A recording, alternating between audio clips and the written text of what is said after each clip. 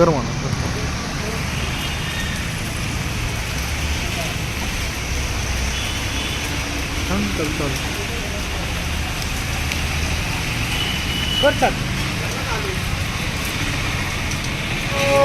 वक्रतुंड महाकाय सूर्यकोटि समप्रभ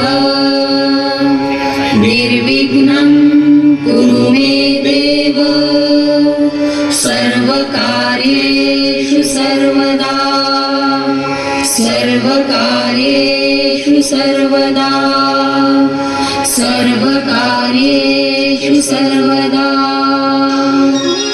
स्वागतम सुस्वागतम.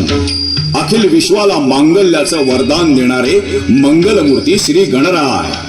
तपत्या समशेरीतून उधळणाऱ्या तेजक फुलांनी महाराष्ट्र लक्ष्मीची पूजा बांधणारे छत्रपती श्री शिवराय आणि या चैतन्यदायी गणेशोत्सवाचे जनक स्वर्गीय लोकमान्य टिळक यांच्या पावन चरणी त्रिवार अभिवादन करून शिवराज मित्र मंडळ पर्वती दर्शन अरण्येश्वर रस्ता उपस्थित सर्व गणेश भक्तांचे सहर्ष स्वागत करीत आहे.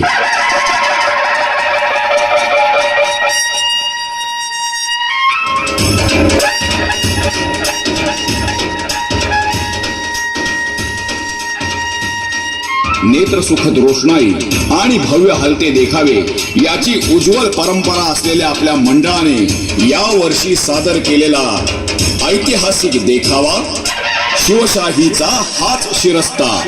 शिवशाहीचा हाच शिरस्ता. आज आपला भारत स्वतंत्र होऊन 60 वर्ष झाली तरी सुद्धा आपली न्याय व्यवस्था खिळखिळीच आहे. आजकालच्या पुरोगामी नेत्यांच्या विचारांमुळे एका निरपराध माणसाला वाचवण्यासाठी एक नव्हे तर हजारो क्रूर अपराधी मुक्तपणे समाजात वावरत आहेत. खरंच कुठे आहोत आज आपण? ऐतिहासिक कालखंडात शिवछत्रपतींच्या राज्यात जुलूम, दरोडे, अत्याचार, बलात्कार करणाऱ्या नराधमांना भर दरबारात चौरंगा म्हणजेच हातपाय कलम करण्याची सजा मिळायची. पण आज आपला भारत देश सर्व गुणसंपन्न असतानाही महिलांवर अत्याचार, अल्पवयीन मुलींवर बलात्कार करणारे नराधम मात्र 1000-2000 रुपयांच्या जामिनावर राजरोसपणे सुटतात. खरंच ही न्याय व्यवस्था योग्य आहे का? हे तुमचं तुम्हीच ठरवा. महाराज महाराज दया करा महाराज, वाचवा वाचवा महाराज, एक गरीबाला न्याय द्या, न्याय द्या महाराज, न्याय द्या. काय झालंय पंत? आणि कोण आहेत हे याच्यात? महाराज रांजाच्या बाबाजी गुजर पाटील यांना अनाचार घडवलाय. काल सकाळी गावातल्या एका पाणवठ्यावर त्यानं माझ्या तरण्या ताट्या पोरीवर अत्याचार केला. भर दिवसा तिची विटंबना केली, तिची आबरू लुटली, पण त्याला कोणी बी अटकाव केला नाही.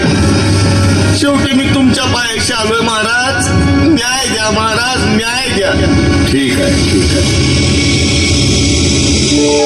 महाराज आपल्या जहागिरीतील रांजाच्या बाबाजी पाटलानं बदअमल केलं, त्याला जबर शिक्षा झालीच पाहिजे.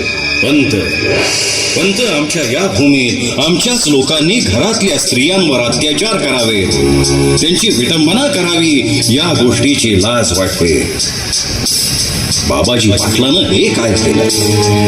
आमच्या विरुद्ध हुंडाईची भाषा एक वेळा मी समजू शकतो, पण हे असलं अधर्माचं आचरण कधीही क्षम्य नाही. आत्ताच्या आत्ता स्वार पाठवा पंत आणि त्या हरामखोराला मुसक्या बांधून इथे हजर करा. जशी आज्ञा महाराज. आत्ताच जातो आणि घेऊन येतो त्या नराधमाला.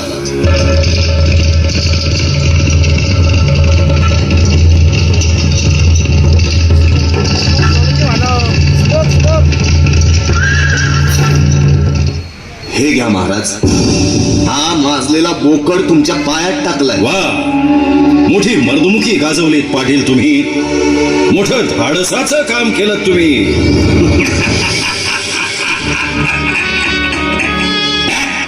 बाबाजी आमच्या समोर हा उद्दामपणा. अरे कोण तुम्ही? कुठला राज? आम्ही आमच्या गावचे मुक्त्यार आहोत.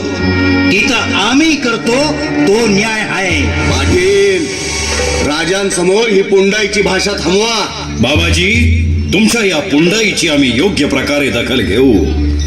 पण हे तुमचं पापाचरण. पाटील, या स्वराज्यात स्त्री ही मराठ्यांच्या देवाऱ्यातली देवता आहे. मग ती कोणत्याही जाती धर्माची असो. आमच्या मुजऱ्याचा पहिला मान स्त्री जातीला आहे. ती आई आहे. हे राज्य रयतेच आहे. इथे पापाला, अत्याचाराला थारा नाही. इथे अत्याचार करणाऱ्याचा धर्म कोणता, जात कोणती हे आम्ही ओळखत नाही.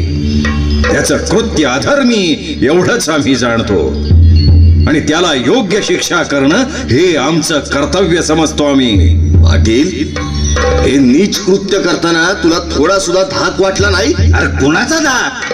तुमचा? तुम्हाला कोण भीतो? काय समजता काय तुम्ही स्वतःला? हे आदिलशाचं राज्य आहे, शिवाजीचं नाही. पाटील, पाटील तोंड आवरा. पंत, आमच्या गावात आमचाच धाक आहे आणि ती बाई आमच्या मनात भरली म्हणून आम्ही तिला धरली. पाटील, पाटील तुझी जीभ आवर आणि तुझी भ्रष्टवाणी बंद कर. खामोश. ऐशा घमेंडखोर उन्मत्ताची कुर्मी उतरवण्यास आम्ही काय करावं आऊसाहेब? शिवबा, यास केल्या कर्माचे काहीच वाटत नाही. ऐसा सोडिला तर पुन्हा तेच करू पाहिजे. आमचे प्रांती स्त्रियास भय वाटू नये यासाठी याचे पारिपत्य करावेच लागेल. पंत, या पाटलाला घेऊन जा इथून आणि त्याला कृत्याची शिक्षा म्हणून कोणत्याही वयाच्या स्त्रीवर याची वाईट नजर पडू नये म्हणून याच्या डोळ्यावर कायमची पट्टी बांधा. याला पुण्यातच ठेवा. दिवस रात्र उपाशी ठेवा. याला भूक लागावी ती फक्त अन्न पाण्याची. रयतेवर अन्याय केला म्हणून याची पाटीलकी रद्द करा, पण याच्या बायका पोरांच्या पोटा पाण्याची व्यवस्था ठेवा. पंत, राज, राज, एक डाव माफ करा. राज, एक डाव माफ करा. गलती झाली राज, माफ करा. तुझ्या अपराधाला माफी नाही. पंत, याला कसबा गणपतीच्या द्वाराजवळ एक छपरी बांधून ऐसे ठेवावे की जेणेकरून येणाऱ्या जाणाऱ्या प्रत्येकाला याच्या तोंडावर थुंकता आलं पाहिजे. एका स्त्रीची विटंबना केली म्हणून सकाळ सायंकाळ चापकाचे 50-50 फटके उठावेत. राज, आणि यानं स्त्रीवर बलात्कार केला म्हणून याचा चौरंगा करावा. दोन्ही हे हात पाय कलम करा या हरामखोराचे. राज, राज, राज दया. राज दया. पुण्यांना नाही असं घडणार. राज, माफी द्या, माफी द्या. माझा हात पाय नका तोडू. राज, राज, मी चुकलो. राज,